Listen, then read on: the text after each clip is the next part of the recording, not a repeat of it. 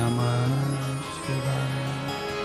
विश्वनाथ भगवान की जय, महाकालेश्वर भगवान की जय, ओंकारेश्वर भगवान की जय, त्र्यंबकेश्वर महादेव की जय।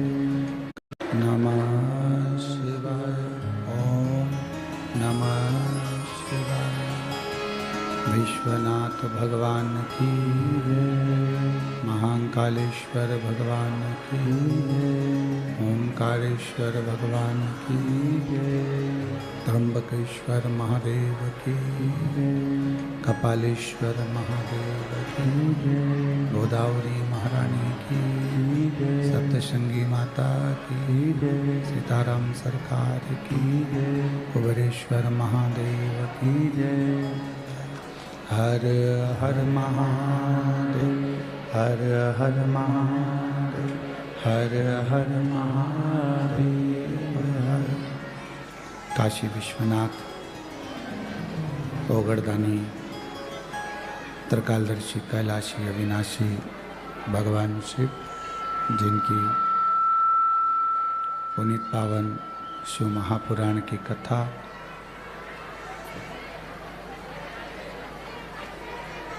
संपूर्ण विश्व के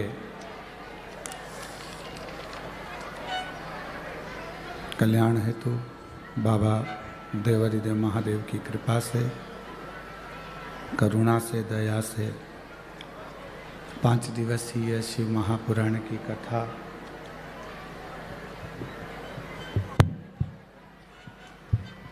भगवान देवादिदेव महादेव की कृपा से जो चल रही है।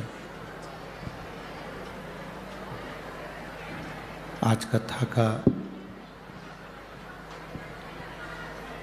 चतुर्थ दिवस है।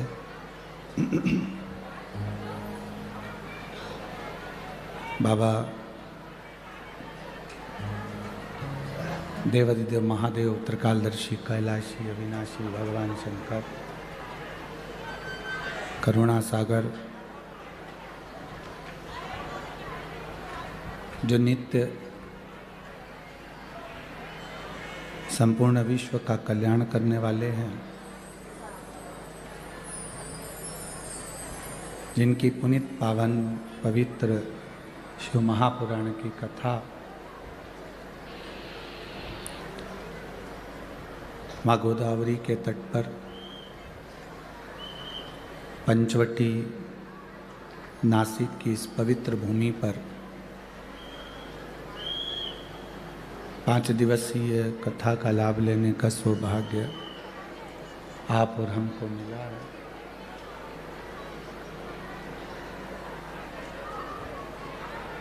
कार्तिक का महीना, दामोदर मास,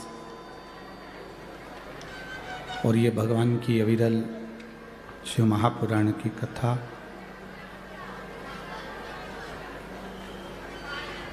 मैं दादा बाबू भूसे जी को, पालक मंत्री जी को धन्यवाद देता हूँ।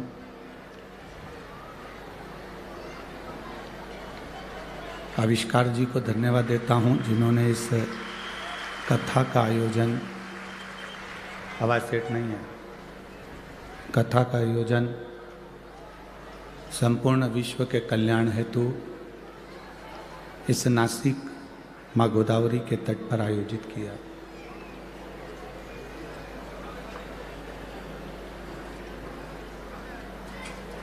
मुख्य सहयोगी के रूप में माननीय पाटिल जी, श्री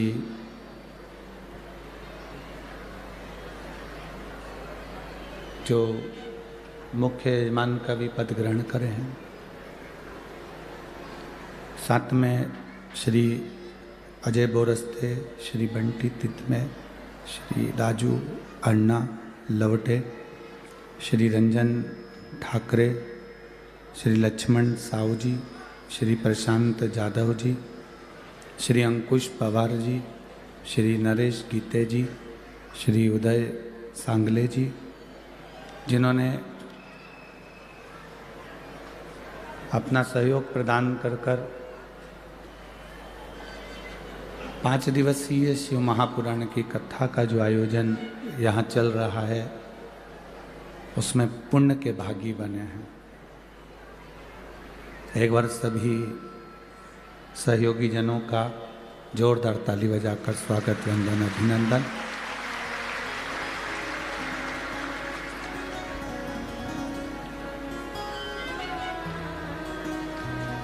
शिव कथा कहती है अपने जीवन में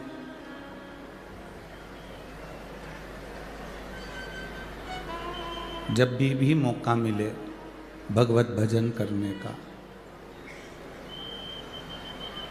जब भी मौका मिले नाम स्मरण करने का,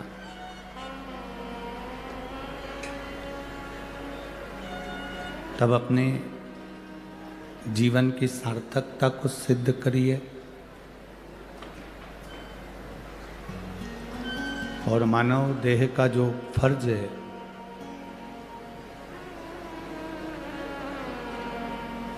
किसी के काम आना, किसी को सही मार्ग बताना। साइड के साउंड ऑन चालू करो, आवाज ना आ रही। किसी को सतमार्ग पर चलाना, ये बहुत जरूरी है।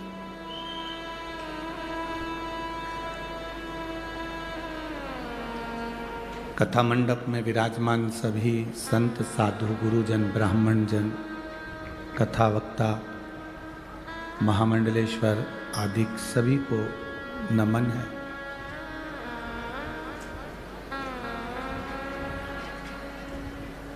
यदि मनुष्य का शरीर मिले, मानव की देह मिले, उधर के साउंड चालू करवाओ भाई। मानव का शरीर मिले, मानव की देह मिले, तो उस शरीर का सही उपयोग कर लेना, समय का सही सदुपयोग कर लेना, ये मूल है।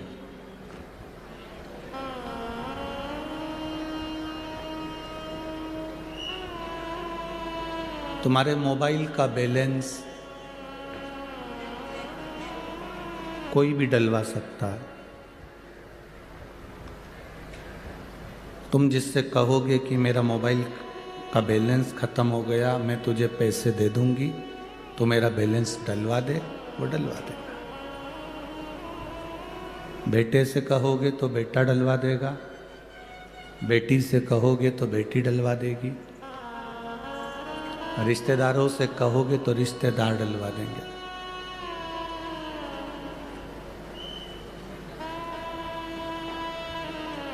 तुम्हारे मोबाइल का बैलेंस कोई भी डलवा सकता है, पर पुण्य का बैलेंस कोई नहीं डलवाएगा, वो आपको ही डालना पड़ेगा।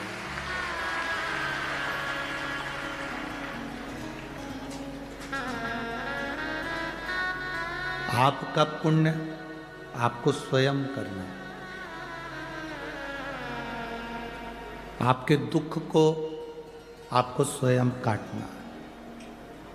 ना तो सियोर वाला महाराज आकर आपका दुख काटेगा, ना दुनिया का कोई महाराज आपका दुख काटेगा। आपका दुख स्वयं को काटना। पेट भरने के लिए पड़ोसी कितना भी भोजन कर ले, पर आपका पेट आप खाओगे तो भर आएगा।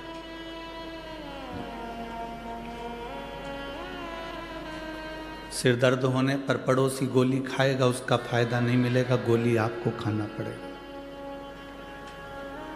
दुख आने पर सियोर वाला महाराज तुम्हारे पास नहीं होगा, तुम्हें खुद घर से निकलकर शंकर के मंदिर तक जाना पड़ेगा, तब दुख कटेगा।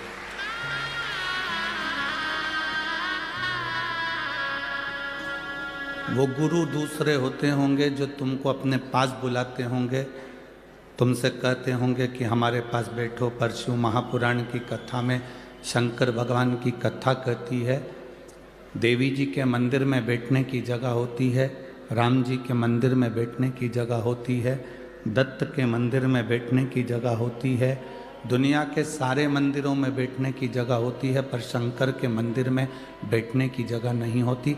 चारों तरफ इतना पानी पड़ा होता है कि अपनी साड़ी बचाकर और कपड़े बचाकर सावधानी से बैठना पड़ता है, और दूसरा व्यक्ति पानी शिव को चढ़ाने की जगह तुम पे चढ़ा के चले जाए, उससे पहले निकल कर अपने घर चले जाओ।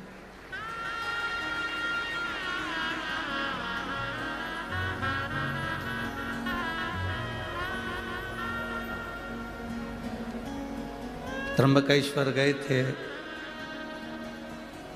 कल, तो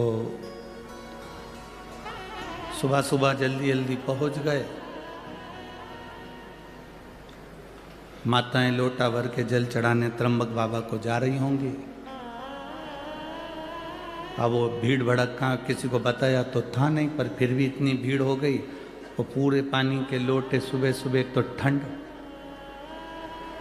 और ऊपर से उन्होंने उंडेल दिए हम तक। अब कोई इधर से धक्का मारे, कोई उधर से धक्का मारे, और पानी पूरा ऊपर। शिव का मंदिर एक ऐसा मंदिर होता है जहाँ बैठने की भी जगह नहीं होती, क्योंकि शंकर कहते हैं मेरे पास बैठकर तुम अपना समय बर्बाद मत करो।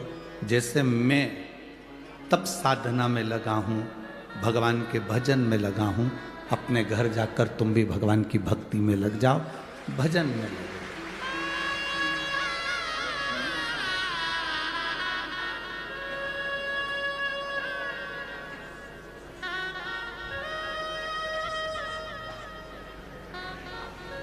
असली गुरु होगा तो दो चीजें पूछता है असली गुरु। असली गुरु अपनी जिंदगी में दो बातें अपने शिष्य से हमेशा पूछता रहता है। कैसे हो?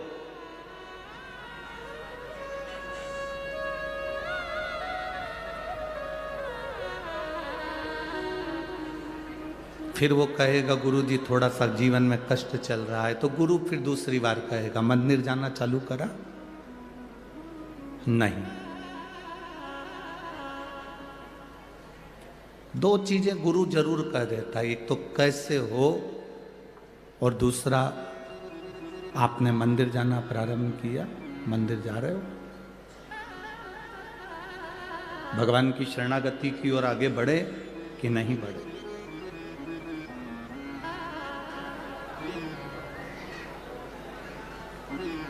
ये मानव शरीर की प्रधानता है।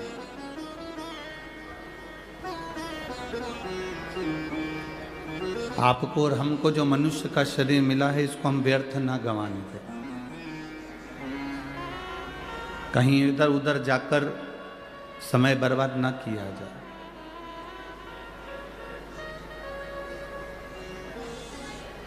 कई लोग कहते हैं शिव जी को जल चढ़ाना चाहिए, कोई कहता है शिव जी को जल नहीं चढ़ाना चाहिए,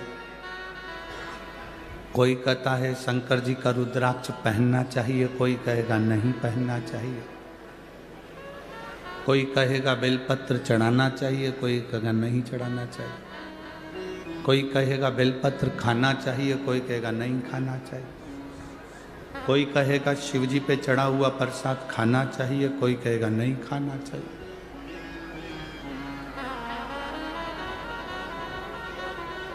तुम किसकी सुनोगे? बहुत सारे संसार में लोग आते जाएंगे, तुमको नया नया ज्ञान देते जाएंगे, तुम भटकते जाओगे।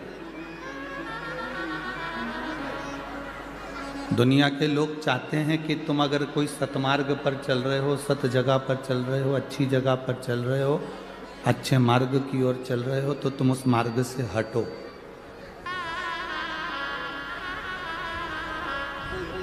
तुम्हारा मार्ग अगर प्रशस्त है, तुम्हारा मार्ग अगर ठीक है,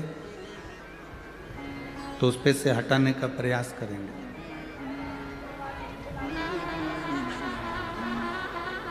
हम दुनिया के लोगों से एक ही बात कहना चाहते हैं, जब आप गूगल को सर्च करते हैं, यूट्यूब चैनल पर जाते हैं, या आप मोबाइल पर जाते हैं और सर्च करते हैं, तो उसमें बहुत सारी बात विवाद चलती रहती है। एक महाराज कुछ कह दिए, दूसरे महाराज ने उसकी टांग खींच दी, दूसरे ने कहा, तीसरे ने उसकी टांग खींच दी, तीसरे ने कहा, चौथे ने उसकी टांग खींच दी। कहीं श्लोक में गलती निकालते, कहीं कोई बात में गलती निकालते। दिन भर बैठकर यही काम हो रहा है। हम केवल इतना सा निवेदन करेंगे, झगड़ा करने के लिए बहुत सारी जगह है। झगड़ा दुनिया में सब जगह जाकर करो, पर धर्म में झगड़ा कभी मत करो। सनातन धर्म को मजबूत रखना है तो बस जगाओ सनातनियों को। सनातन धर्म को जितना मजबूत करना है, सनातनियों को जगाना पड़ेगा। अगर सनातनी नहीं जागेंगे तो आने वाले समय में आप किसी गांव में, नगर में, शहर में बैठकर भगवान का भजन नहीं कर पाओगे। सनातनी नहीं जागेंगे तो आप इतनी लाखों की संख्या में पहुंचकर कहीं कथा नहीं सुन पाओगे। सनातन धर्म रहेगा तो तुम कथा तक पहुंचोगे।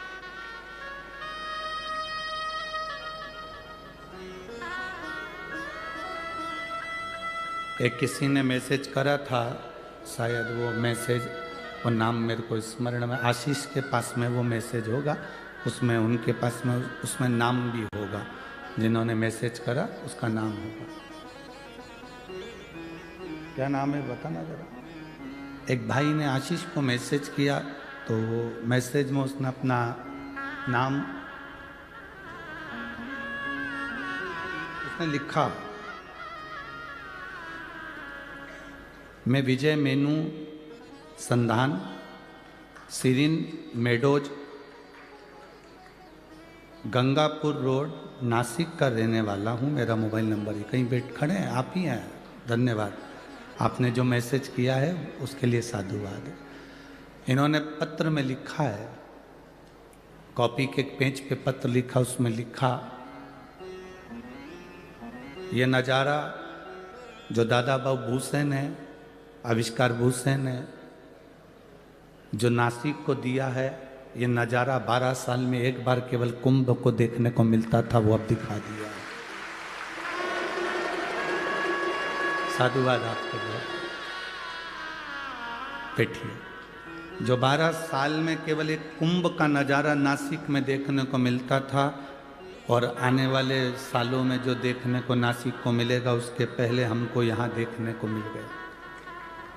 हम दादा बाबू भूसे को, आविष्कार जी को धन्यवाद देते हैं और सहयोगियों को धन्यवाद देते हैं, जिनका ये सहयोग मिलकर ये कथा का लाभ हमें मिला है। सनातन धर्म नहीं रहेगा तो फिर आप और हम कथा या सत्संग या प्रवचन नहीं कर पाएंगे, हम किसी को जगा नहीं पाएंगे। झगड़ा करने के लिए बहुत सारी जगह पड़ी है जहाँ झगड़ो, पर मेरा निवेदन है, बड़े बड़े मठाधीश, पीठाधीश, मंडलेश्वर आदि कादिक जितने जितने विद्वान कथाकार, संत, महात्मा जो बहुत विद्वान हैं, मैं उनके चरणों को नमन कर कर कहता हूँ कि अगर कोई सनातन धर्म को जगा रहा है तो उसकी पाँव ना खींचकर हमारे सनातन धर्म को आगे बढ़ाओ। धर्म के मार्ग पर झगड़ा मत करो, धर्म के मार्ग पर झगड़ा मत करो, बाकी की सब दूर करो। तुम्हारा मन पड़े जहां झगड़ों पर, धर्म में नहीं।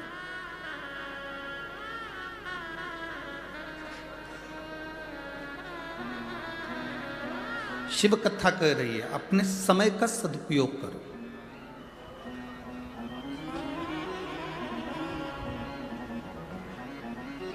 सुख ढूंढने के लिए हमें दूसरी जगह नहीं जाना है। कई माताएं कहती हैं मेरे बेटे की शादी हो जाए, मेरी बहू आ जाए, वो मुझे सुख देगी। जिनकी आ गई उनसे पूछ लो कितना दे रही है। फिर किसी ने कहा बस मेरे घर में एक बेटा हो जाए मुझे सुख देगा। जिनके घर में बेटे हैं उनसे पूछो कितना सुख दे रहे हैं। सवेरे कुत्ते की चेन पकड़कर कुत्ता घुमाते हैं, पर माँ बाप को नहीं घुमाते हैं। किस सुख की कल्पना कर रहे हैं? किस सुख की कल्पना? बड़ा मकान बन जाएगा तो सुख मिल जाएगा? ना ना ना। एक बार कपड़े धो के ऊपर चढ़ी, 3 दिन में नीचे उतरेगी, पूरे सुखा कर। चढ़ जाए बहुत बड़ी बात है, बाल्टी लेकर। खुशी तो इतनी हुई, 4 मंजिल का मकान है गुरुजी, 4 मंजिल का। एक बार हमने कहा कपड़े धो के ले जा, ऊपर। 4 बार सीढ़ी पे बैठ के हाँ पड़ी भर रही, आवाज लगा रही आजा बाल्टी ले चल। इतने में बहू ने कहा मेरे से तो नहीं बने, तू ही जा डुकरिया ऊपर। सुख देखा, दुख मिल रहा है, सुख की कल्पना ही क्यों कर रहे हो? बहू सुख देगी, बेटा सुख देगा, पैसा सुख देगा, गाड़ी सुख देगी, बंगला सुख देगा, पड़ोसी नातेदार रिश्तेदार सुख देंगे। अरे सुख जब हमारा खुद का शरीर हमको नहीं दे रहा, कभी घुटना दुखे, कभी कोहनी दुखे, कभी आँख दुखे, कभी कान दुखे, कभी छींक आ जाए, कभी खांसी चल जाए, कभी कमर दुख जाए, तो खुद का शरीर सुख नहीं दे रहा तो दूसरा क्या खाक सुख देगा? अपना शरीर अपने को सुख नहीं दे रहा है इतना, तुम लोगों का शरीर दे रहा हो तो बात दूसरी। खुद का शरीर सुख नहीं देता। 2-3 दिन अच्छा रहता है, कहीं आंख दुखने लगती है तो दवाई डालो, कान दुखे तो दवाई डालो, घुटना दुखे तो बाम लगाओ, आइडेक्स लगा लो, कोहनी दुख रही, हाथ दुख रहा, कभी सोते सोते गर्दन रह गई। एक हमारे आश्रम में भी है, कुबेरेश्वर धाम पर एक भैया ऐसा ही है, उसका हर 3-4 दिन में गर्दन रह जाती, 8 दिन तक ठीक ही नहीं होती, टेढ़ा ही चलता।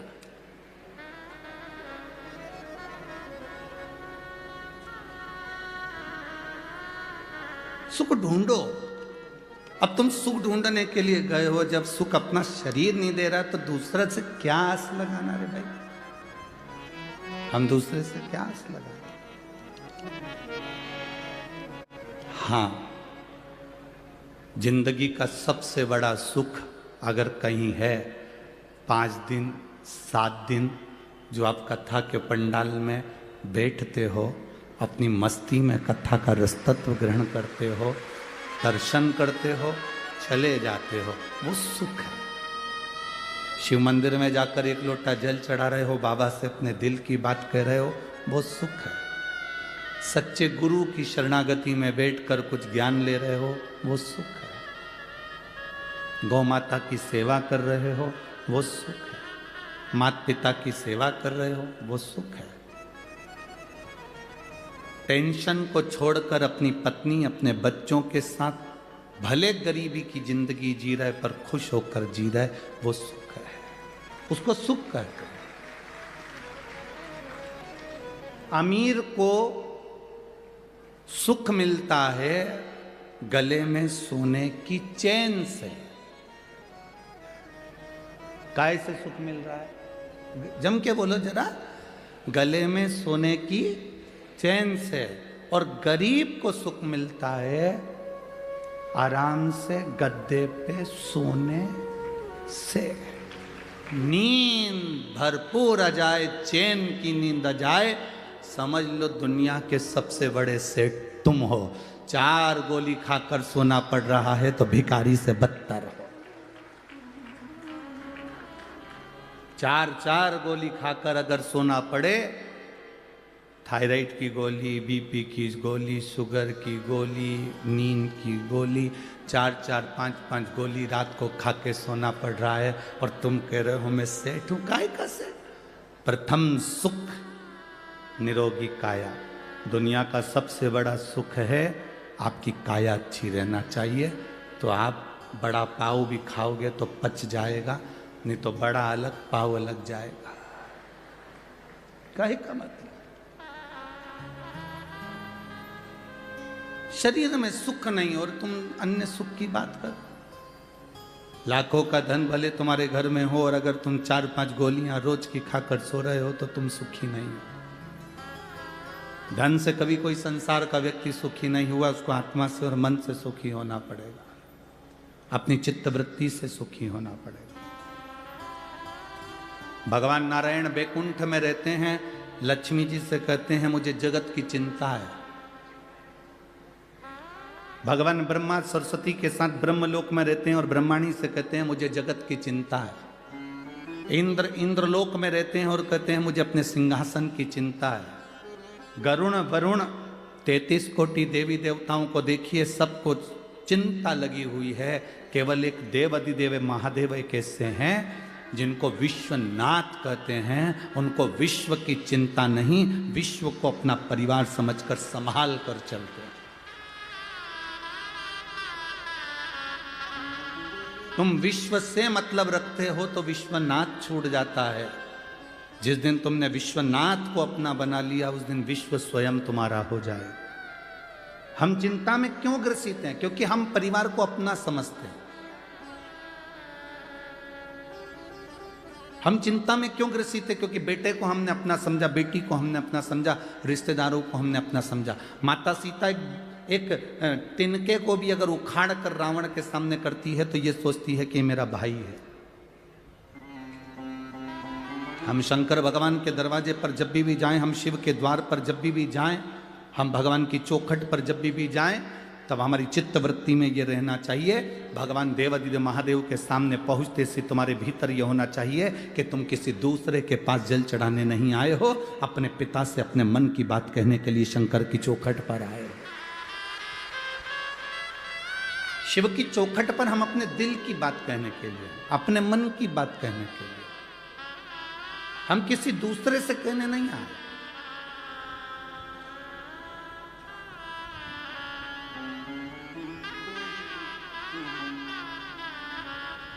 पेंट में कितनी जेब होती है?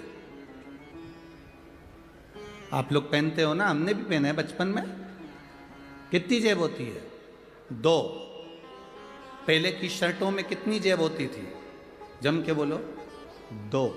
टी शर्ट में 2 जेब, पैंट में 2 जेब, चड्डा में 2 जेब। 2 जेब पैंट में है, शर्ट में है, टी शर्ट में है। 2 जेब क्यों देते हैं? 2 जेब इसलिए देते हैं कि एक जेब में तुम मोबाइल रख लो, एक जेब में तुम पैसा रख लो, पर दूसरी जेब में रुद्राक्ष या माला या भगवान का नाम रखकर चलना। एक जेब में तुम दुनिया की सामग्री रखो, मना नहीं है। एक जेब में तुम दुनिया की वस्तु रखो, मना नहीं है। पर दूसरी जेब में एक बेलपत्र या तुलसी की माला या रुद्राक्ष की माला या भगवान का नाम दूसरी जेब में, या गीता रामायण अपनी दूसरी जेब में शंकर की अनुमोदन, शंकर की भक्ति को रखकर चल।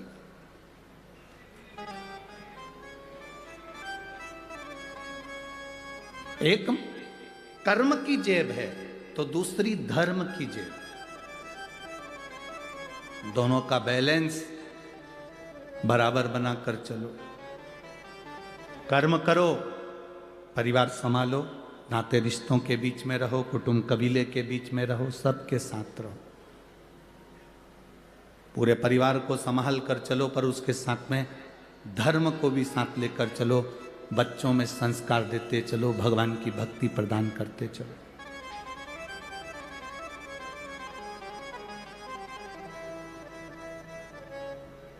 आप छोटे छोटे बच्चों को अगर मंदिर तक भेज रहे हो, छोटे छोटे बच्चों को शंकर जी के मंदिर में 1 लोटा जल चढ़ाने के लिए भेज रहे हो, छोटे छोटे बच्चों को धर्म की ओर भेज रहे हो, तो उसमें सीहोर वाले महाराज का कोई फायदा होने वाला नहीं है। हो कि तुम्हारे बच्चे मंदिर जाएंगे तो सीहोर वाले को कुछ मिल जाएगा।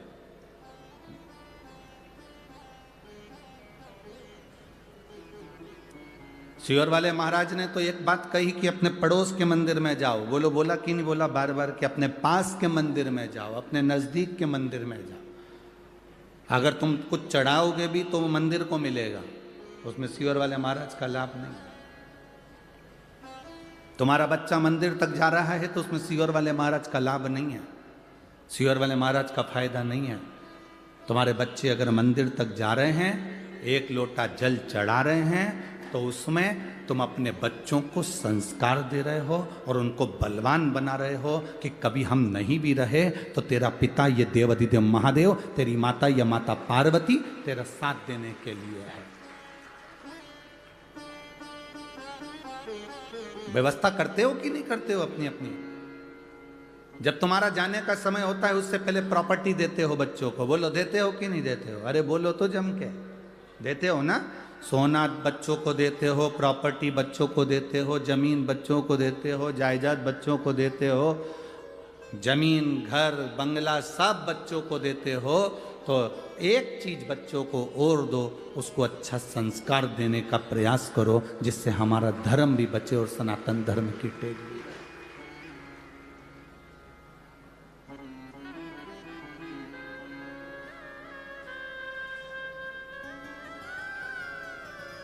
सवेरे सवेरे से चिल्लाकर हर मां अपने बच्चे से कहती है, जा दूध की थैली लेके आ,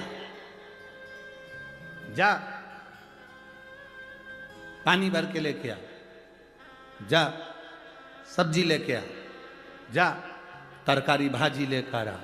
ऐसे सवेरे उठकर चिल्लाकर तुम्हें कहना चाहिए, जा शंकर के मंदिर में एक लोटा जल चढ़ाकर आ। जाओ शिव के दरवाजे तक जाओ, शंकर की चौखट तक जाओ, उसके द्वार तक जाओ। उसके दरवाजे तक अगर तुम चले गए, जल चढ़ाकर अगर आ गए, तो वो भी एक ना एक दिन तुम्हारे दरवाजे पर खड़ा मिलेगा। इसलिए तुम उसकी चौखट तक जाते रहो, उसके दरवाजे तक जाते रहो।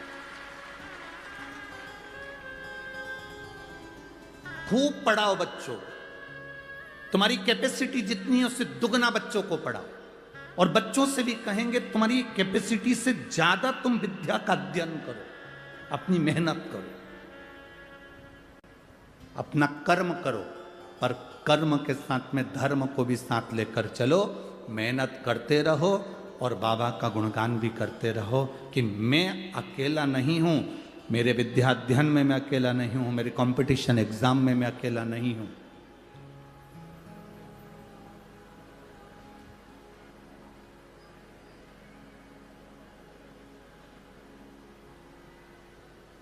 अभी कोटा राजस्थान में बहुत सारी कोचिंग है, आप लोगों को मालूम होगा। किस किस को मालूम है? हाथ उठाओ जरा। ठीक, कोटा राजस्थान में बहुत सारी कोचिंग है, बहुत सारी कोचिंग क्लासेस हैं। बच्चे वहां कोचिंग करने के लिए जाते हैं, और बच्चे जब वहां कोचिंग करने के लिए जाते हैं, बहुत सारे बच्चे, उसमें से कई बच्चे ऐसे हैं जो कंपटीशन एग्ज़ाम या कोई टेस्ट में या कोई परीक्षा में पास नहीं हो पाते, तो वो हार जाते हैं और मर जाते हैं, सुसाइड कर लेते हैं। अब माता पिता ने कोचिंग वालों पर केस लगाया कि तुम्हारे कारण हमारे बच्चे मर रहे हैं, पर सही मायने में देखा जाए तो बच्चे के ऊपर प्रेशर जितना टीचर का नहीं होता, उससे ज्यादा प्रेशर घर वालों का होता है कि पढ़ना पड़ेगा, करना पड़ेगा, ये करना पड़ेगा, इतना कर कर आना पड़ेगा, और तुझे इस एग्जाम में पास होना पड़ेगा। बच्चे को इतना प्रेशर दे दिया, इतना प्रेशर दे दिया कि बच्चा सोचता है कि अब मैं घर कैसे जाऊं, वापिस कैसे जाऊं, मेरा रिजल्ट अगर बिगड़ गया तो मैं घर कैसे जाऊं। तो बच्चा अपना प्राण त्याग देता है।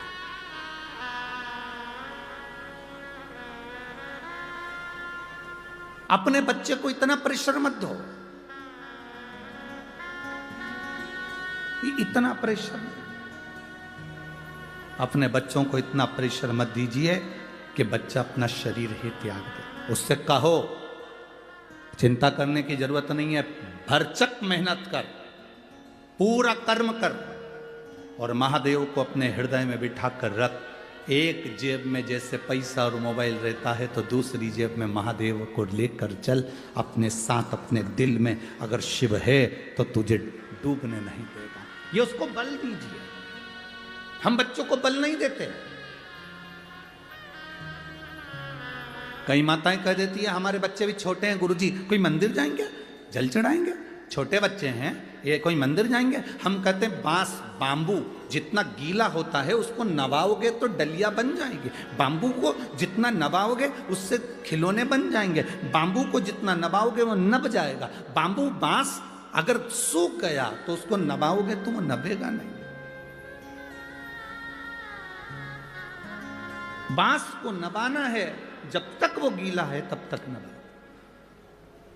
बांबू को नबाना है, जब तक वो गीला है तब तक नबा। सूख गया किसी काम का। संस्कार दीजिए बच्चों को, जिससे बच्चे आगे की ओर बढ़े। महाराज संत, सज्जन और सती। आप भी बोलिए, कितने? संत, सज्जन और सती। ये तीन ऐसे होते हैं। एक संत, दूसरा सज्जन पुरुष जिसके हृदय में कोई कपट नहीं, कोई छल नहीं, कोई बेईमानी नहीं, कोई प्रपंच नहीं, सज्जन। और तीसरे नंबर पर है सती, पतिव्रता धर्म को पालन करने वाली एक स्त्री जो पति को परमेश्वर मानकर चलती। मांग कौन भरता है? जम के बोलो जरा, मांग कौन भरता है? आवाज नहीं आई मेरे को, जम के बोलो जरा। मांग मांग पहली बार जब मांग भराती है, पति भरता है कि पड़ोसन भर देती है? अरे जम के तो बोलो, कौन भरता है? पति भरता है।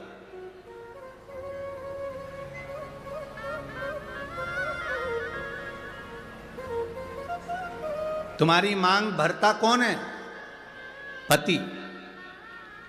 पहली बार मांग किसने भरी? पति ने। क्यों भरी? वो वहां पर बैठे हुए पंडित जी जो तुम्हारी शादी करा रहे थे, ब्याह करा रहे थे, उनसे पूछना था कि ये मांग में सिंदूर पति भर रहा है, इसका मतलब क्या होता है? इसका क्या मतलब है मांग भरने का?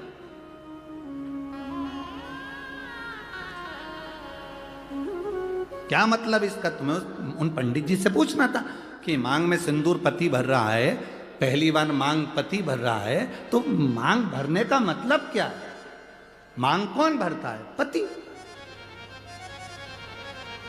एक स्त्री, एक नारी चाहे कितनी भी नौकरी कर ले, दुनिया भर में कितना भी व्यापार कर ले, कितना भी काम कर ले, कितनी भी कमाई कर कर आ जाए, पर उसकी मांग की पूर्ति तो उसका पति ही करता है। वो पहले दिन से आखिरी तक करता है। मांग भरना मतलब मांग की पूर्ति करना। तुझे दूसरे के आगे हाथ फैलाने की जरूरत नहीं है, तुझे दूसरी जगह पर जाने की जरूरत नहीं है। मैंने तेरी मांग भरी है। मांग जब पहली बार मैंने भरी है तो आखिरी तक तू जिंदा है, तब तक मैं तेरी मांग की पूर्ति करता रहूंगा, तेरी मांग भरते रहूंगा। तो चिंता मत करना। थोड़ी दुख, थोड़ी तकलीफ, थोड़ा कष्ट जिंदगी में आ सकता है, थोड़ी गरीबी जीवन में आ सकती है, थोड़ा सुख जीवन में आ सकता है, थोड़ा कष्ट जीवन में आ सकता है। कष्ट आए तो यह मत सोचना कि मांग कोई और भर देगा। ना, मांग मैंने भरी है, मैं तेरा पति हूँ। जिंदगी में कैसा भी दुख आएगा, मांग में ही भरूंगा, तुझे साथ लेकर चलूंगा और फिर अपन पार उतर जाएंगे। अपने को टेंशन नहीं लेना। मांग भरने वाला पति है, मांग पूरी करने वाला पति है। आप कितना भी व्यर्थ विचार करते में पड़ जाओ,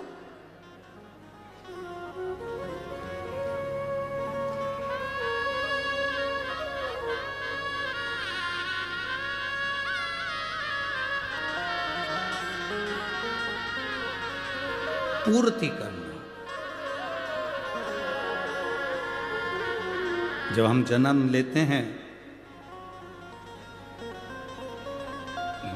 हमको नहीं मालूम रहता कि हमारे माता पिता कौन। जन्म लेने वाला बच्चा जन्म लेता है, बाद में उसको माता पिता का पता चलता है, पहले नहीं पता चलता।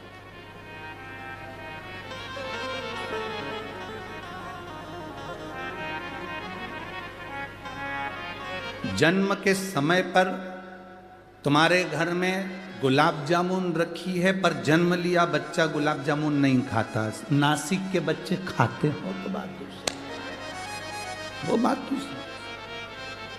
जन्म लिया बच्चा, तुम्हारे घर में बेसन कितना रखा है, गुलाब जामुन कितनी रखी है, मैदा कितना रखा है, रवा कितना रखा है, शक्कर कितनी रखी, गुड़ कितना रखा, घी कितना रखा। जन्म लिया बच्चा कुछ नहीं खाता, केवल जन्म लिया बच्चे के लिए जन्म के बाद सबसे जरूरी अगर कुछ होता है तो वो माँ का दूध होता है, माता का दूध। तुम्हारे यहां जन्म लिए बच्चे लड्डू पेड़ा खाएं तो बात दूसरी। जन्म लिए बच्चे के लिए जन्म के बाद बच्चा जब जन्म ले लेता है, घर में ढेर सारा सामान पड़ा होता है, पर बच्चे के लिए वो कीमती से कीमती सामान भी ठोकर है, उसके लिए कुछ मतलब नहीं। उसके लिए माँ का दूध कीमती है। जैसे जन्म लिए बच्चे के लिए दुनिया की सारी सामग्री रखी है, पर केवल माता का दूध उसके लिए आहार है, उसी तरह मरने वाले व्यक्ति के प्राण छूट रहे हों और उसके रिश्तेदार उसको आके हीरे की अंगूठी पहनाए, जीजा जी तुम चिंता मत करो, लो हीरे की अंगूठी पहनो, जीजा जी वेंटिलेटर पर पड़ा हुआ ऑक्सीजन खींच रहा, और ये उसको गुलाब जामुन, रसगुल्ला, इमरती, भजिया, पकोड़ा खिलाएं तो वो खाएगा। जन्म लिए बच्चे को माँ का दूध जरूरी है, और मरने वाले व्यक्ति के लिए शिव का नाम जरूरी है। उसको तुम्हारे धन दौलत, गुलाब जामुन, पेड़ा, जलेबी, इमरती से कोई मतलब। हमारा तो निवेदन है, आप किसी बीमार व्यक्ति को देखने के लिए हॉस्पिटल में जाएं, कुछ लेकर जाएं ना जाएं, पर हॉस्पिटल में पहुंचकर उस व्यक्ति से जब मिलें तो 2 बार या 5 बार भले मन में बोल लो, पर श्री शिवाय नमस्तुभ्यम बाबा, इसको जल्दी ठीक कर देना। श्री शिवाय नमस्तुभ्यम बाबा, इसको स्वस्थ कर देना। श्री शिवाय नमस्तुभ्यम बाबा, इसको बड़ी बीमारी हो गई, आप हल कर देना। अपना करा हुआ थोड़ा सा भजन उस जीव को दीजिए। हम किसी सच्चे गुरु के सामने क्यों जाते हैं? हम किसी संत के सामने क्यों जाते हैं? हम किसी भक्त के सामने क्यों जाते हैं? क्योंकि उसकी दृष्टि हम पर पड़ जाए। केवल मात्र दृष्टि पड़ गई तो हमारा कल्याण हो जाए। अरे बाबा तेरे चरणों के होना हमें दास है, तेरी चरण रज से बुझानी हमें प्यास है। हम क्यों जाते हैं? उसके दर्शन हो जाए, नेत्र मिल जाए, उसकी कृपा हो जाए। मात्र दृष्टि पड़ी, सुख हो गया। मात्र दृष्टि।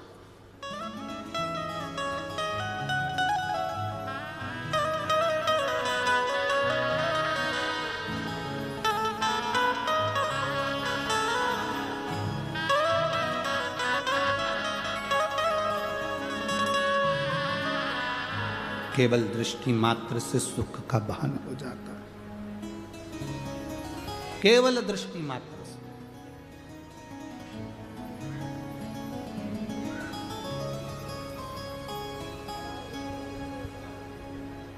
झूठे नाते, झूठे हैं रिश्ते, संग यहाँ से बाबा कोई न जाए।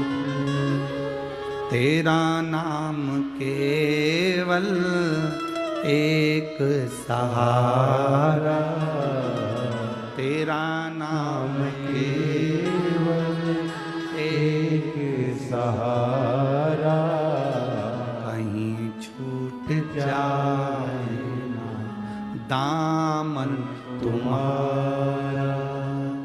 भोले बाबा मुझे देना सहारा, कहीं छूट जाए ना दामन तुम्हारा।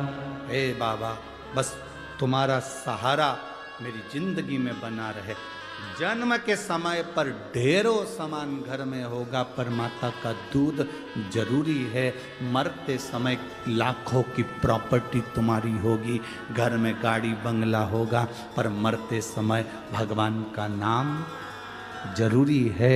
बस यही हमारी जिंदगी, बस ये। जन्म के समय पर माता का दूध जरूरी है, और मरने पर भगवान का नाम जरूरी। करोड़ों की कीमत वाला ये शरीर परमात्मा ने दिया है आपको और हमको। सुंदरता पर मत जाना किसी की। सारे राक्षस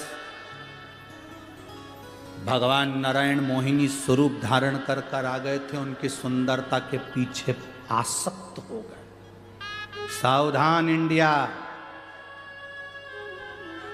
सुंदरता के पीछे मत जाना।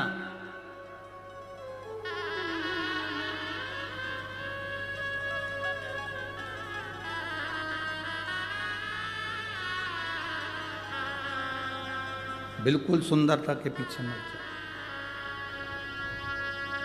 मोहिनी स्वरूप धारण कर कर भगवान आए और असुरों ने भगवान की सुंदरता देख ली। कितनी सुंदर नारी, कितनी सुंदर स्त्री, फंस गए सुंदरता के चक्कर।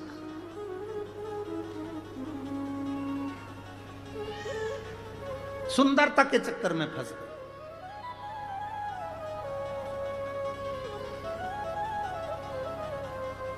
और ऐसी सुंदरता के चक्कर में फंसे कि वो अमृत का जो कलश था वो भूल गए और मोहिनी के चक्कर में पड़ गए। मोहिनी ने कहा कि मैं अमृत बांटूंगी, तुम इधर बैठ जा, तुम इधर बैठ जा।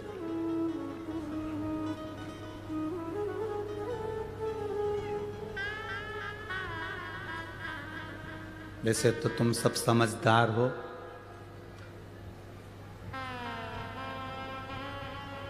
सुंदरता मतलब दिखावा।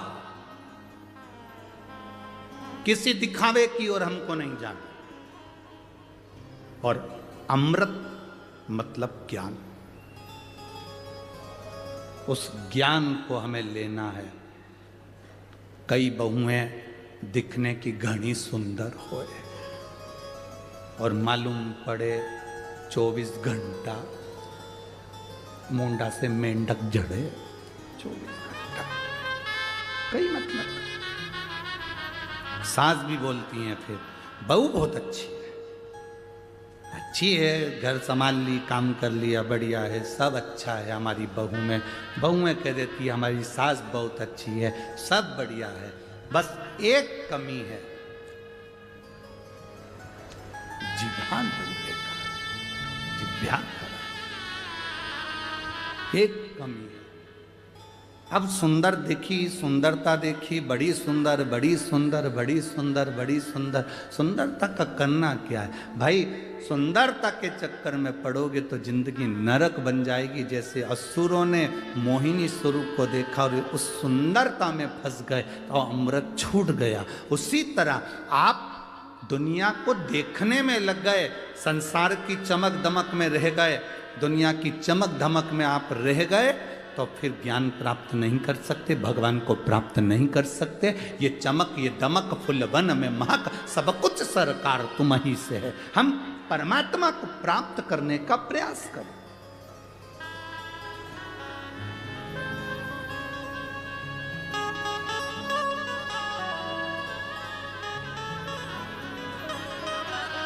हम उस ईश्वर को प्राप्त करने का प्रयास करें।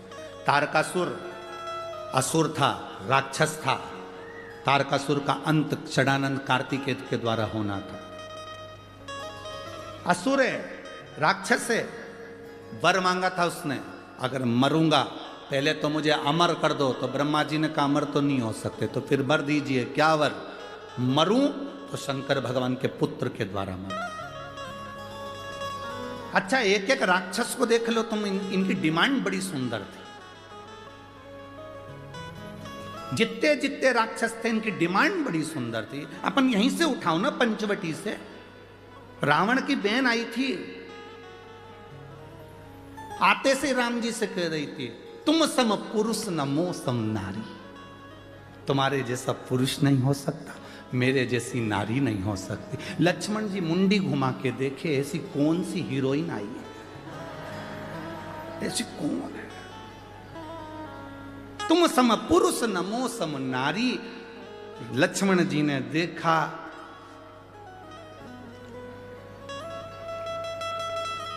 लक्ष्मण जी समझ गए ये तुम सम पुरुष नमो सम नारी, और रावण के पूरे कुल पे चला देगी आरी। ये कोई साधारण नारी? अभी रुक जा। आते से कहा उसने, एक एक असुर को देखो, एक एक राक्षस को, उसने डिमांड कितनी सुंदर करी। डिमांड देखिए, उसने सूपनखा ने आते सी कहा, तुम सम पुरुष नमो सम नारी, तुम्हारे जैसा पुरुष नहीं होगा, मेरे जैसी नारी नहीं होगी। क्या चाहती हो? बस मैं तुम्हें अपना बनाना चाहती हूँ। दुनिया की पहली राक्षसी थी जो परमात्मा से सीधे जाकर कहती है तुम मेरे हो जाओ और मैं तुम्हारी हो जाऊं। दुनिया की पहली राक्षसी थी जो भगवान के सामने जाकर कहती है कि तुम मेरे हो जाओ और मैं तुम्हारी हो जाऊं। मैं तुम्हारी पत्नी बनना चाहती हूं, तुम मेरे पति बन जाओ। भगवान से कह रही है, किसी दूसरे से नहीं कह रही है। आज की होती तो ना जाने किससे किया थी, जो जरा सा गाड़ी में पेट्रोल डलवा दे, जिनके पास खुद की गाड़ी नहीं है, सुधरने के लिए आई है, सुधरने के लिए गाड़ी आई और मालूम पड़े बस 50 रुपए का पेट्रोल डलवा लिया, बुड़ बुड़ करके 25 रुपए की चाउमीन खिला दी। इसको इतना पसंद आ गया, गाड़ी सुधारने वाला। हम किसी को कहेंगे नहीं, बस तुम समझ जाओ, इशारा काफी है। और फिर हमारे सनातन धर्म की बेटी लुभान्वित हो गई और दूसरे धर्म में चली गई, फिर चली गई। जरा सा दिखा फैशन, जरा सा दिखा सुन गई।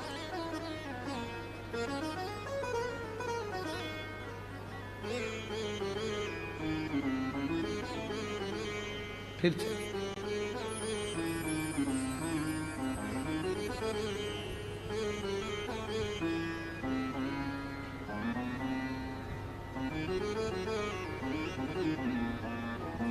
महाराज, आज इस व्यासपीठ से एक बात जरूर महाराष्ट्र के लिए कहना चाहूंगा,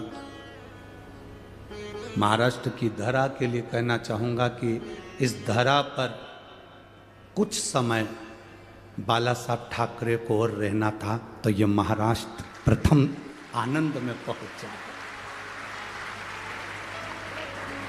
यहां आज अगर संत साधु सन्यासी तपस्वी साधक इस महाराष्ट्र की पवित्र भूमि पर सबसे ज्यादा संत हैं, इस महाराष्ट्र की भूमि पर सबसे ज्यादा संत जन्मे हैं, इस महाराष्ट्र की भूमि पर सबसे ज्यादा संत साधु सन्यासी तपस्वी साधक उपासकों ने तप किया है, इस महाराष्ट्र की भूमि पर सबसे ज्यादा संत साधु सन्यासियों ने भगवत भजन किया है, इस महाराष्ट्र की भूमि पर सबसे ज्यादा संत साधु सन्यासी तपस्वी साधक उपासकों ने अपनी उपासना करी है, इस महाराष्ट्र की भूमि पर सबसे ज्यादा संतों ने अपना कीर्तन, अपना भगवत भजन, अपना स्मरण इस महाराष्ट्र की धरा पर, इस पवित्र भूमि पर किया है। सबसे ज्यादा इस महाराष्ट्र की पवित्र भूमि पर संतों ने जो जो गुणगान किया, इस गुणगान को और बढ़ा देते हैं अगर वो अब होते तो और बढ़ा देते। संत साधु सन्यासी तपस्वी साधक का एक आनंद है। रस तत्व की प्राप्ति जीवन का एक सुख, भगवत भजन का एक सुख हमारे जीवन का एक आनंद देगा। क्यों भटक रहे हैं? हम सुंदरता की ओर आकर्षित ना हो, हम किसी की बॉडी शॉडी को देखकर आकर्षित ना हो। भगवान से प्रार्थना करना, भगवान मेरा विवाह मेरी बेटियों से निवेदन है, तुम भगवान से प्रार्थना करना मेरा विवाह जहां हो मेरे माता पिता की मर्जी से हो और संस्कार घर में मेरा विवाह हो। संस्कार सनातन धर्म में मेरा विवाह हो। मैं जिस धर्म की हूं, मैं शंकर को जल चढ़ाती हूं, शिव को एक लोटा पानी चढ़ाती हूं, मेरा पति भी ऐसा मिलना चाहिए जो शंकर के मंदिर तक मुझे लेकर जाए, मुझे छोड़ कर आए, दर्शन करा कर लाए, गोमती गोदावरी का स्नान कराते लाए। मेरा पति भी मुझे ऐसा तो श्रेष्ठता है। धर्म की धर्म की अधर्म का प्राणियों में, विश्व का, ठीक है। जो हमारे सनातन धर्म का हो और हम उस धर्म से उसको रिझाएं। सुंदरता पर मत जाना, मोहिनी स्वरूप की सुंदरता। राक्षस फंस गए, असुर फंस गए। कितनी सुंदर बात उस शूर्पणखा ने राम जी से कही कि तुम सम पुरुष नमो सम नारी, में राम जी को अपना बनाना चाहती हूँ। किसी दूसरे को वो अपना बनाने नहीं गई, बनाने गई तो राम को अपना बनाने गई। हम सबसे अगर ज़्यादा ज्ञानवान थी तो शूर्पणखा थी, जो भगवान को अपना बना रही है। हम दुनिया को अपना बनाते हैं पर भगवान को अपना नहीं बनाते, पर शूर्पणखा भगवान को अपना बना रही है। वो विद्वान है, ज्ञानवान है, वो भगवान को अपना बना रही है।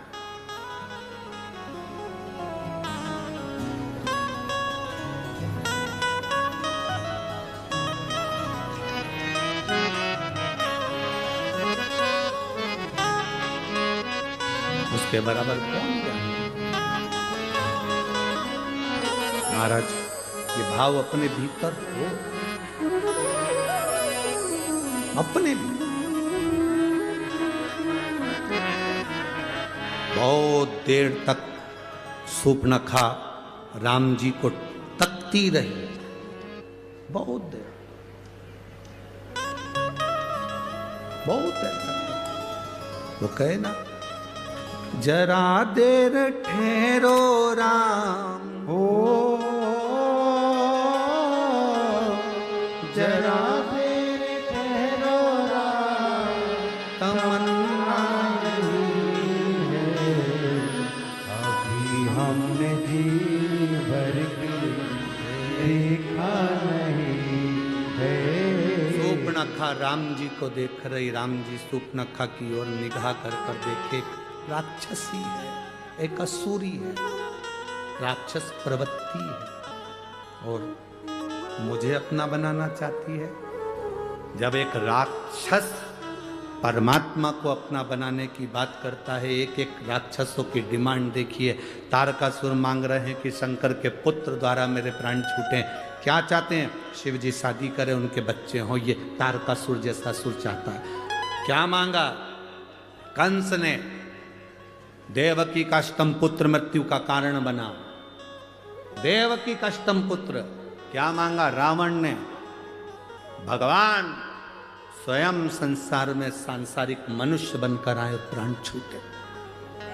जितने राक्षस हुए, हिरण्यकशिपु ने क्या मांगा? ना नीचे मरू, ना ऊपर मरू, ना अंदर मरू, ना बाहर मरू, ना अस्त्र से, ना शस्त्र से, ना दिन में, ना रात में, ना नर से, ना पशु से, ना 12 महीने में मरूं। जगत के कल्याण के लिए 12 महीने से अधिक कर दिया, अधिक मास ला दिया। किसी रूप में ना मरूं तो नरसिंह भगवान प्रकट हुए। जरा विचार करिए कि हमारे हित के लिए राक्षसों ने उनकी मृत्यु भी मांगी तो अपने संसार के हित के लिए मांगी, संपूर्ण विश्व के कल्याण के लिए मांगी।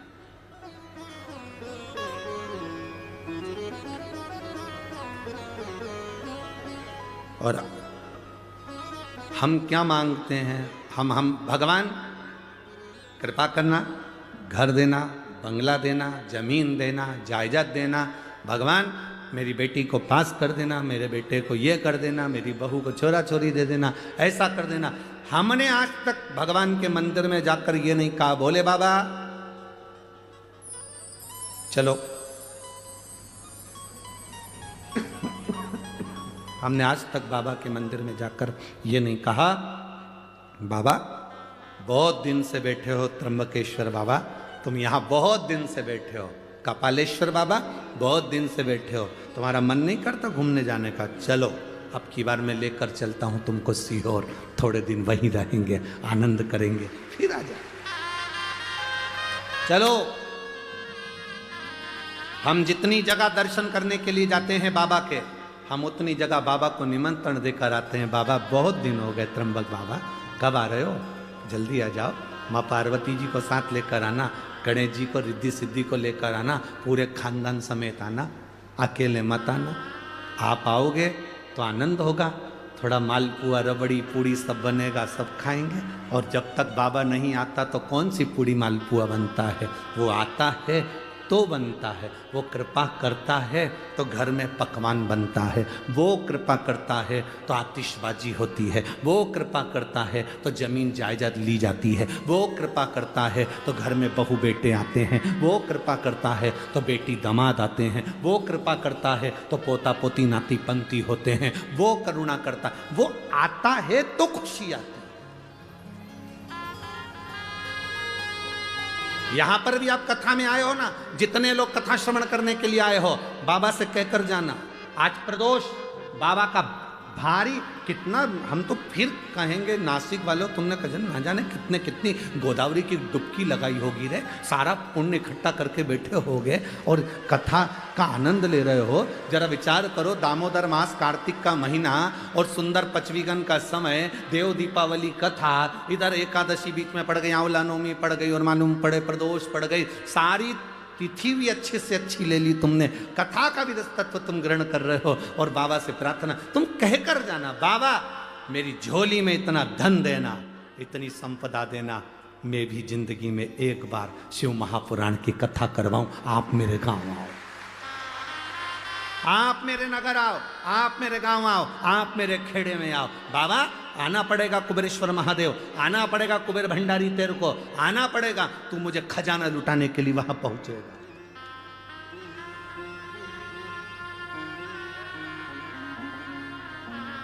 तुझे आना पड़ेगा। जब हम जिद पकड़ेंगे तो क्यों ना हो, हम जिद पकड़ते ही नहीं है। तारकासुर देखा, शिव जी के लिए वर मांग लिया कि मेरे प्राण, मेरे जब प्राण छूटे मेरे, अगर भगवान शंकर के पुत्र के द्वारा छूटे। महिषासुर की बहन ने कौन सा वर मांगा था? आप लोगों ने कथा सुनी थी ना, महिषासुर की बहन महिषी ने वर मांगा था कि शंकर और विष्णु के संतान के द्वारा मेरे प्राण छूटे। कौन हो गए थे? जम के बोलो, अय्यप्पा स्वामी। अब किसने वर मांग लिया? तारकासुर ने।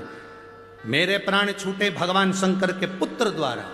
जब विष्णु और शिव के पुत्र द्वारा उसके प्राण छूटे तो अय्यप्पा स्वामी प्रकट हुए और महिषासुर की बहन महिषी के प्राण हरे। अब तारकासुर के लिए शंकर भगवान के पुत्र के द्वारा मरूं। तारकासुर ने उपद्रव मचा दिया, हाहाकार सब दूर मच गया। जब हाहाकार मचा तब करे तो करे क्या? देवता एकत्रित हुए, शिव जी तो समाधि में लीन थे। क्यों? क्योंकि सती मैया जलकर भस्म हो चुकी थी, तो बहुत ज्यादा मन ठीक नहीं था, साथ नहीं, साथ।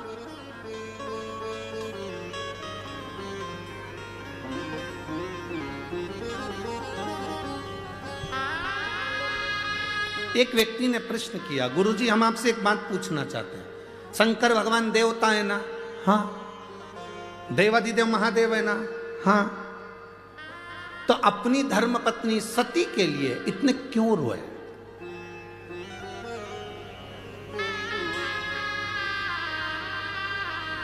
हमने कहा मृत्यु लोक में रहता है मेरा देवादिदेव महादेव।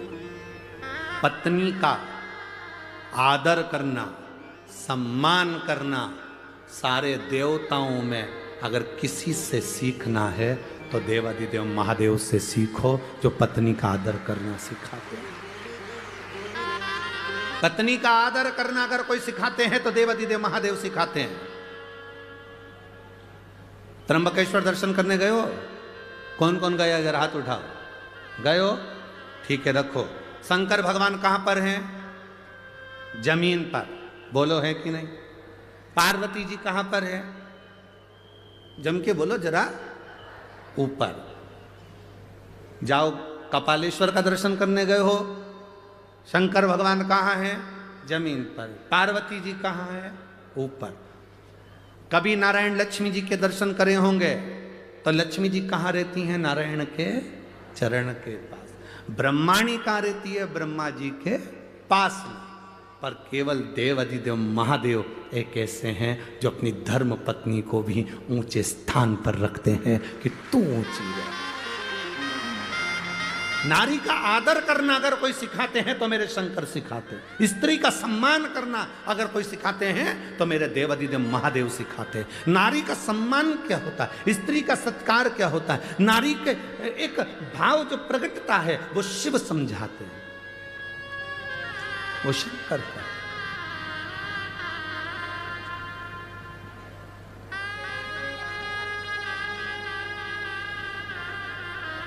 हम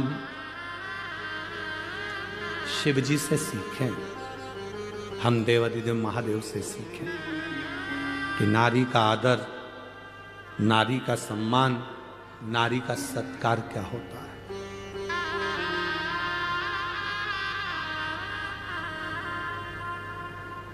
पत्नी मर गई, धर्म पत्नी चली गई, माता सती चली गई, शिव जी समाधि में लीन हो गए, तब साधना में लीन। आज के जमाने में पत्नी मर जाए तो पति दिमाग लगाना चालू कर देता, दूसरी किससे करूं।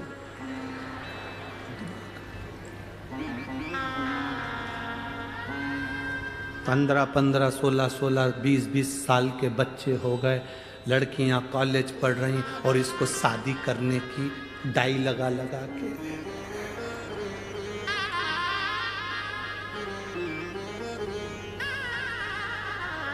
सब काला कर कुरा के और शादी की तैयारी कर रहा है। कितनी भी डेंटिंग पेंटिंग कर लो, उससे कोई फर्क पड़ रहा है। वो विचार कर रहा है कि मेरे को शादी करना। बेटी कॉलेज पढ़ रही है, बेटा कॉलेज पढ़ रहा है, उसको शादी। पत्नी चली गई, भगवान शंकर विवाह करने के लिए, या तो नहीं, भगवान शंकर तब साधना में डूब गए। यह हमारा शास्त्र कहता है। धर्म पत्नी के लिए शिव कितना आदर रखते होंगे सती के लिए कि नेत्र बंद करके बैठ गए। हजारों वर्ष निकल गए, शिव की समाधि नहीं टूटी। हजारों वर्ष उठना ही नहीं चाहते, क्या करेंगे।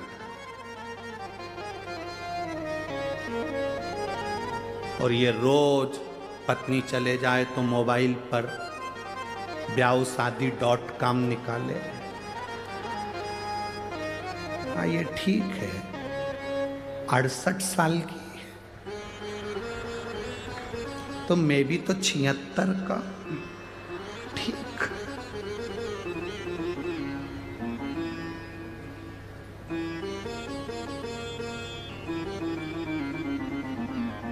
फिर तो वही वाला गीत हो है, सब लाए फूल बुढ़ा गोदी लेके आए। अरे मैं काक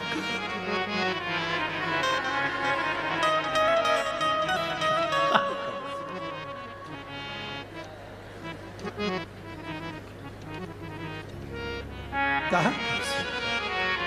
अरे भाई, शिव कृपा, शंकर की उदारता कहती है, मेरे शिव जैसा माता का, स्त्री का, महिला का आदर करने वाला कोई दूसरा नहीं। शिव जो आदर करते हैं स्त्री का, वैसा आदर कोई नहीं कर सकता।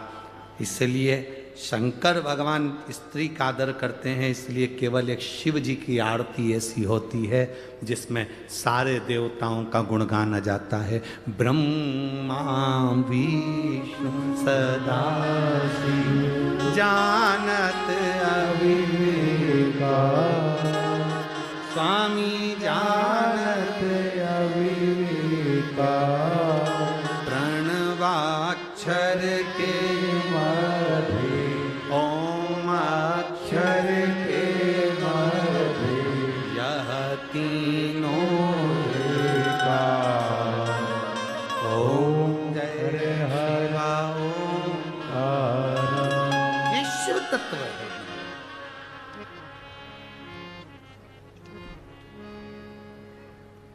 सब एक उसी में समाहित हो गए। जो आदर करने वाला, सम्मान करने वाला, सत्कार करने वाला, उसी में सब समाहित हो गए। शिव जी के नेत्र नहीं खुले, भेजा कामदेव को। भगवान शंकर का नेत्र खुल गया, कामदेव को समाधि तोड़ी। कामदेव को देखकर नेत्र क्यों खोले? शंकर भगवान सती के पति हैं, कामदेव रति का पति है। शंकर भगवान का साड़ू भाई है, शंकर जी की पत्नी की बहन का पति। रिश्तेदार आए तो उठकर मिलना चाहिए। कमरे में पड़े हो और तुम्हारे रिश्तेदार तुम्हारे घर के हॉल में बैठे हैं, तुम टीवी देख रहे हो, मोबाइल देख रहे हो और रिश्तेदार आकर घर में बैठे हैं, तुम उनका आदर नहीं कर रहे। एक दिन तुम्हारी जिंदगी में ऐसा आएगा कि तुम्हारा भी कोई आदर नहीं करेगा। इसलिए रिश्तेदार आए, अपने कमरे से बाहर निकल कर आओ, आदर करो। सास के रिश्तेदार आए तो 4 बहुएं हैं तो चारों बहुओं को आना चाहिए। ससुर के रिश्तेदार आए, चारों बहुओं को निकल कर आना चाहिए। बड़ी बहू के रिश्तेदार आए तो तीनों बहुओं को निकल कर आना चाहिए। छोटी बहू के रिश्तेदार आए तो बड़ी बहुओं को निकल कर बाहर आना चाहिए। घर में किसी के भी रिश्तेदार आए, घर का प्रत्येक व्यक्ति उनको श्री शिवाय नमस्तुभ्यम कहने के लिए बाहर आना चाहिए। रिश्तेदार किसी के भी, आदर सबका होना चाहिए। पर आज का जमाना बड़ा विचित्र है। छोटी बहू के रिश्तेदार आए तो बेचारी छोटी सबसे ज्यादा काम करे, बड़ी बहू की आए तो बड़ी बहू काम करेगी, मंजली आई तो मंजली काम करेगी। जिस बहू के रिश्तेदार आएंगे पूरन पोली वही बनाएगी। फिर बाकी की बहुएं क्या करेंगी? आमठी बनाएंगी और मिर्ची का ठेसा। पूरन पोली में टाइम लगता है, आमठी और ठेसा में अरे बोलो तो जीजिया टाइम लगता है। आई बनाए गए ना।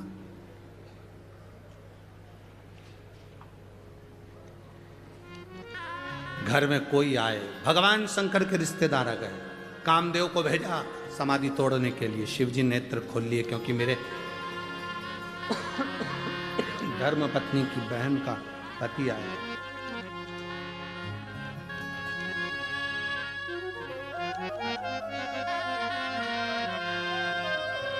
मेरी धर्म पत्नी की बहन का पति आए।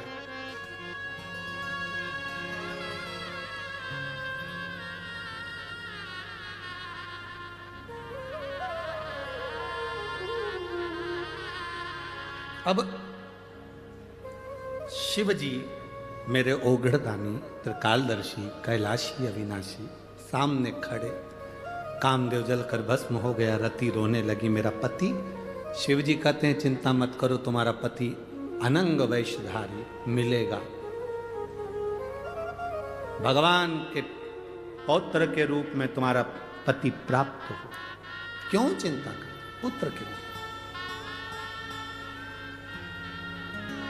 इन्होंने तो नेत्र खोले, पर दुनिया के लोगों को थोड़ा सा शंकर भगवान के प्रति भाव उत्पन्न हो गया। नारद जी ने जाकर भगवान विष्णु से कह दिया कि मैंने कामदेव पर विजय प्राप्त कर ली, पर शंकर भगवान कामदेव पर विजय प्राप्त नहीं करे। मैंने विजय प्राप्त करी पर शंकर भगवान कामदेव पर विजय प्राप्त नहीं करे। भगवान विष्णु के नयन में जल भर गया, क्योंकि शंकर जी की निंदा करने वाला और सुनने वाला महापापी होता है। किसी सतगुरु की अगर कोई निंदा करे, कोई संत की कोई निंदा करे, कोई भगवत प्रेमी शंकर का कोई भक्त हो और उसकी कोई निंदा करे, तो उस समय पर अपने कानों को बंद कर लो और उठ के चल दो। अगर कोई बोल रहा है तो जवाब जरूर दो, उसको उत्तर जरूर दो कि तेरा क्या बिगाड़ा जो तू निंदा करने में लगा है, निंदा करने में लगी है। कभी तुझसे मिला, कभी तुझसे मिली, क्यों निंदा करते? किसी शिव भक्त की निंदा करना, सुनना महापाप की गिनती में। भगवान विष्णु ने शंकर जी की निंदा सुनी थी, इसलिए उनको घोड़े का मुंह लगा था, हयग्रीव अवतार हुआ था। नारद जी ने शंकर जी की निंदा करी थी, इसलिए बंदर का मुंह लगा था। शिव की निंदा करने वाला, शंकर की निंदा सुनने वाला, शिव भक्त की निंदा करने वाला, सुनने वाला महापापी की गिनती में ना करिए। भला किसी का कर ना सको तो जम के बोलो जरा, बुरा किसी का मत करना। आप अच्छा नहीं कर सकते, कोई बात नहीं, मत करो, पर बुरा तो ना करिए। अरे तुम क्या जानते हो, हम तो उनको अच्छे से पहचानते हैं, बहुत बेकार व्यक्ति। अच्छा, तेरे साथ क्या बेकार करा वो बताओ। बहुत बेकार व्यक्ति। उनके पास तो इतनी गाड़ी आ गई, इतना बंगला आ गया, इतनी दौलत आ गई, इतना धन आ गया, इतनी सत्ता आ गई। गाड़ी घोड़ा दौलत सत्ता दिख रही है, पर उस व्यक्ति ने जो जमीन पे से धक्के खा खा कर जो आगे बढ़ा, उसकी मेहनत किसी को नजर नहीं आती कि वो कहां तक पहुंचा। उसकी मेहनत दिखना चाहिए। कहां चक्कर में पड़े, क्यों? बहुत मिलेंगे तुमको शिव की निंदा करने वाले भी। हमें निंदा से मतलब नहीं, हमें शिव की भक्ति से मतलब रखना है, हमें शंकर के गुणगान से मतलब रखना, हमें शंकर के भजन से मतलब रखना है, इसके सिवा कुछ नहीं। मेरी जीजियों, मेरे जीजाओं, मेरी बेटियों, मेरे बेटाओं, शिव महापुराण की कथा में आप लाखों की संख्या में आए हो। आज कथा का चौथा दिन है। कल कथा सुबह 8 बजे से 11 बजे तक हो जाएगी, टीवी पर 2 बजे से 5 बजे तक आएगी। फिर ददरौआ धाम भिंड में दोपहर में 1 बजे से 4 बजे तक 28 तारीख से चालू हो जाएगी, जो 2 तारीख तक चलेगी। फिर 5 तारीख से जलगांव में प्रारंभ हो जाएगी कथा। आप जितने लोग कथा सुनने आए हो, बस एक निवेदन है, अगर झोली पसार कर आए हो ना, तो इतना सा अपने अंदर याद रखना कि हमें ना तो कभी शंकर की निंदा सुनना है और ना कभी हमें शंकर की निंदा करना है। हमसे बन जाएगा, हम लोटा भर जल चढ़। शिव की निंदा भी न करना। अभी कई लोग ऐसे होते हैं जो शंकर जी की एक कहीं ने हमें वीडियो भेज दी थी, उसने कहा कि लोग त्र्यंबकेश्वर के लिए भी कह दिया। उसकी भी गणना कि हम नहीं जानते त्र्यंबकेश्वर क्या, हम नहीं जानते शिवलिंग क्या। हम कहते हैं, जो कहते हैं त्र्यंबक को नहीं जानते, शिवलिंग को नहीं जानते, हम तो ये कहते हैं वो अपने बाप की और माँ की औलादी नहीं है जो त्र्यंबक और शिवलिंग को नहीं पहचानते। त्र्यंबक को नहीं जानता। अरे भारत की भूमि पर ये 12 ज्योतिर्लिंग जगत गुरु शंकराचार्य जी द्वारा निर्मित 4 पीठ,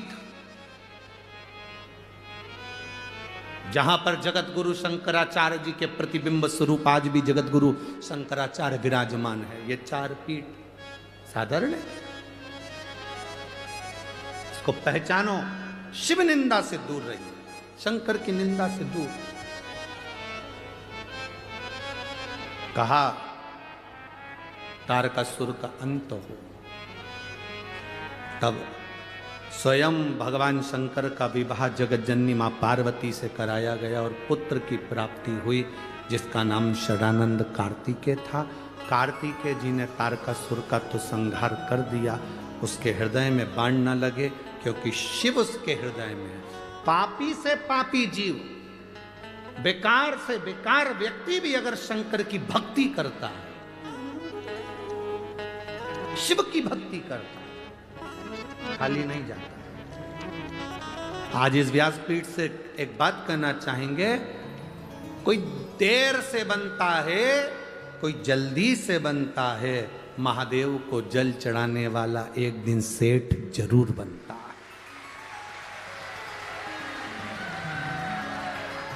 बोल बम का नारा है, शंकर को जल चढ़ाने वाला, शिवलिंग पर जल चढ़ाने वाला एक ना एक दिन सेठ बनेगा, पक्का है, निश्चित है। कोई कहता है गुरुजी ये शिव महापुराण की कथा बहुत महंगी होती है, कितना महंगा टेंट लगता है, कितनी महंगी व्यवस्थाएं होती हैं, लोगों के भोजन की व्यवस्था करना पड़ती है, लाइट की व्यवस्था, साउंड की व्यवस्था, टेंट की व्यवस्था, जनरेटर की व्यवस्था, सारी व्यवस्थाएं करना पड़ती है। कितनी महंगी होती होगी, कितने लाखों में जाती होगी, कितनी करोड़ों में जाती होगी। हमारा भी मन होता है कि हम कथा करवाएं, हम इतना कहां से लाएंगे। हम उनसे कहते हैं कर्जा लेकर कभी कथा मत करना, इधर उधर से लेकर कभी कथा मत करना। कहना भोले बाबा से मैंने संकल्प लिया है कथा कराने का, पूरी तुझे करना है, भंडार तुझे लेकर आना है। मैं तो कथा कराना तुझे है, करना तुझे है। हम कौन निमित्त बनकर आनंद ले। अरे मैंने तेरे ही भरोसे बाबा, तेरे ही भरोसे हवा बिच उड़ती जवानी, बाबा डोर हटो छठीला में कटी जावा।